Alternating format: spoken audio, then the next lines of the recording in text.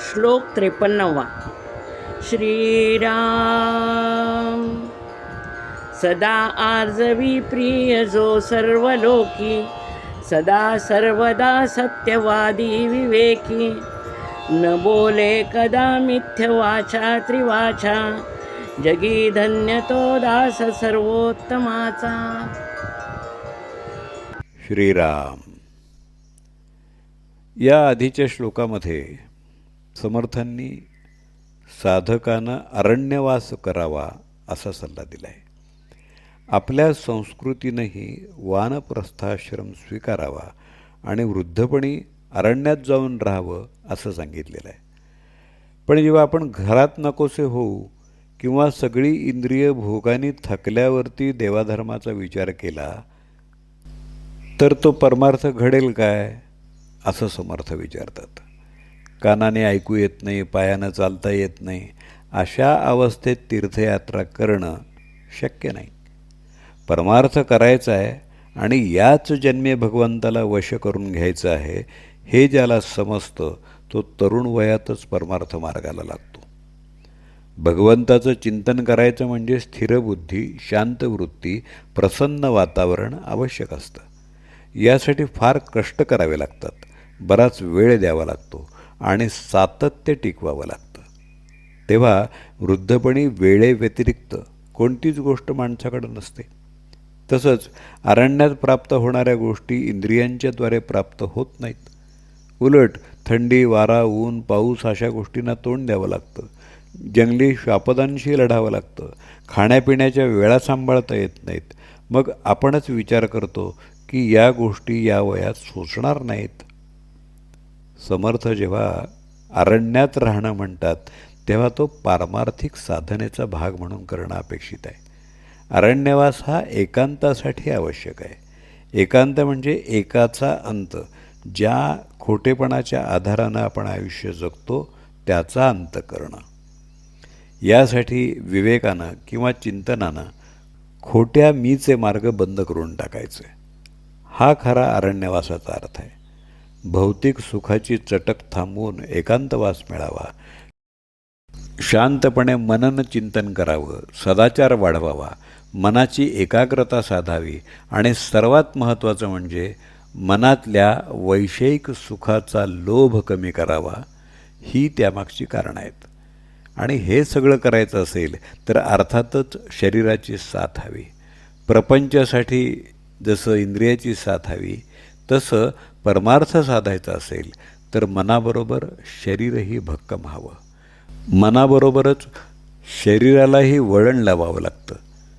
सकाळी लवकर उठावं हे मनानं घेतलं तरी शरीरानं ते अंमलात आणणं अवघड असतं.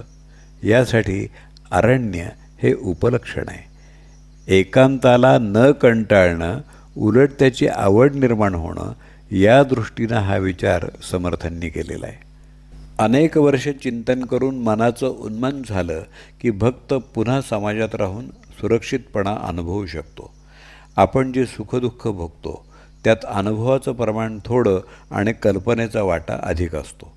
म्हणून आजकाल उपदेश केला जातो की व्यवहारात काय आहे ते पहा. गुडघे दुखतात म्हणून मला वाचता येणार नाही अशी कल्पना करणं चुकीचं आहे. एक शेतकरी असतो, तो शेतात तूर पेरतो. ज्या दिवशी तो पेरणी करतो त्या दिवसापासून तो कल्पनेत रमतो. मी आता पेरणी केली आहे, छान पाऊस येईल, चांगलं पीक येईल, मी ते विकेन आणि येणाऱ्या पैशातून मी गाडी विकत घेईन, सगळीकडं फिरेन. या अशा सगळ्या कल्पना तो आपल्या पत्नीला सांगतो आणि ती म्हणते गाडी कशाला, मला सोन्याचे दागिने पाहिजेत. तो गाडी आणि ती दागिने असा भांडणाचा विषय सुरू होतो. अजून तूर आलीच नाही तर हे भांडण म्हणजे हा सगळा कल्पनेचा खेळ आहे. एक म्हण नाही का, बाजारात तुरी भटभटणीला मारी. पण खरा भक्त हा अशा कल्पना करत नाही. तो अलिप्त आणि उदासीन असतो. अहंकारी मनोवृत्तीमुळं निर्माण होणारं मनाचं अस्वास्थ्य त्याच्या बाबतीत उद्भवत नाही. मानापानाच्या यशापयशाच्या कल्पना त्याला स्पर्श करत नाहीत. कोणत्याही कपोलकल्पित गोष्टींनी तो दुःखी होत नाही, कारण कल्पनेच्या साम्राज्यात तो रमत नाही. या सगळ्या गोष्टी सत्पुरुषाला साधू शकतात, कारण त्याचा निश्चय दृढ असतो.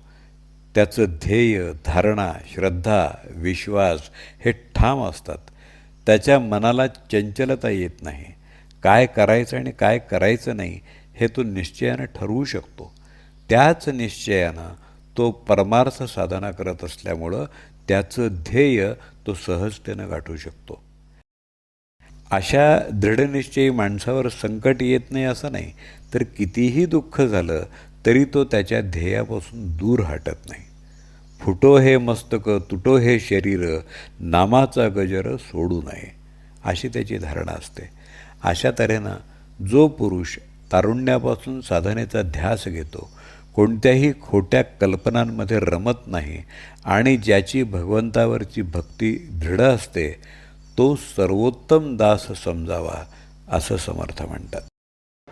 जय जय रघुवीर समर्थ. सदा अर्जवी प्रिय जो सर्व लोकी, सदा सर्वदा सत्यवादी विवेकी. न बोले कदा मिथ्य वाचा त्रिवाचा, जगी धन्य तो दास सर्वोत्तमाचा. श्रीराम.